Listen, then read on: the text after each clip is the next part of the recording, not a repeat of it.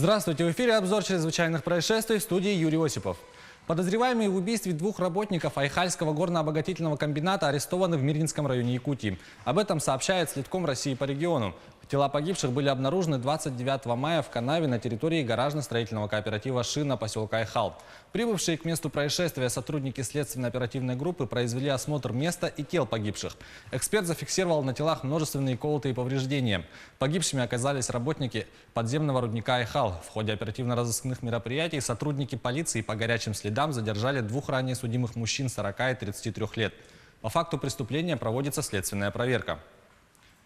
Верхоянские полицейские раскрыли кражу телефона. В полицию обратилась 26-летняя женщина и сообщила о краже ее смартфона стоимостью 19 тысяч рублей. Она пояснила, что оставила без присмотра телефон на столе в баре, а через некоторое время поняла, что гаджет украли. Сотрудники уголовного розыска установили подозреваемую. Ее оказалась 19-летняя жительница поселка. Выяснилось, что подозреваемая гуляла вместе с друзьями в одном из баров поселка. В какой-то момент она увидела оставленный на столе телефон и, положив его в свой карман, просто ушла.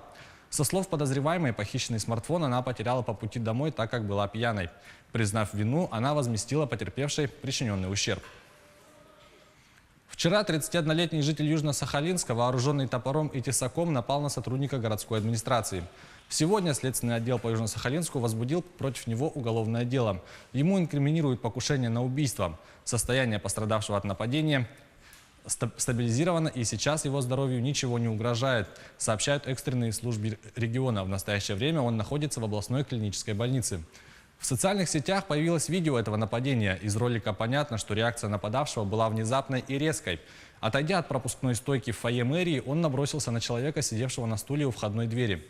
Пострадавший попытался убежать, но мужчина с ножом догнал его и нанес множество ударов. Напавшего первые секунды никто не пытался остановить, затем в него бросили стул, и уже потом прибежали сотрудники, которые стали разнимать лежавших на полу преступника и его жертву. Очевидно, эти люди и задержали злоумышленника до приезда полиции. Следственные органы Московской области предъявили обвинение в неисполнении обязанностей по воспитанию несовершеннолетнего, а также оставлении в опасности матери, бросившей в хостеле города Котельники своих годовалых детей.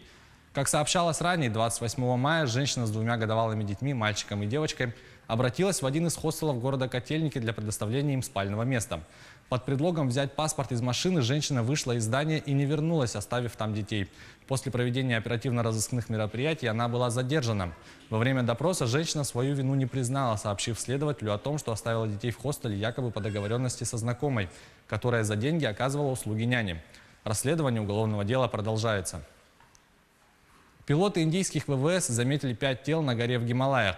Поисковая операция началась после того, как 8 альпинистов оказались в зоне схода лавины. Подробности в репортаже Алены Островской. Тела 5 человек обнаружили в понедельник в Гималаях пилоты индийских ВВС. Они ведут поиски 8 альпинистов, с которыми пропала связь на прошлой неделе после схода лавины. 4 отправились на восточную вершину. Однако из-за непогоды им пришлось вернуться в базовый лагерь. Другая группа из 8 человек отправилась на безымянный пик. Похоже, с ними произошло несчастье. Нанда-Деви – вторая по величине гора в Индии и одна из самых сложных для восхождения в мире. Как сообщили в компании Moran Mountain, организовавшей экспедицию, группа собиралась взойти на вершину высотой почти 6500 метров, на которую прежде никто не поднимался. Среди пропавших 4 британца, 2 американца, австралиец и гражданин Индии. По данным местных властей, тела находятся на высоте 5000 метров. Добраться до них поисковый отряд едва ли сможет раньше, чем через неделю. Этот альпинистский сезон стал одним из самых смертоносных в Гималаях за последние годы. В горах погибли больше 20 человек, 11 из них на Эвересте. Это была рубрика «Чрезвычайные происшествия». Берегите себя.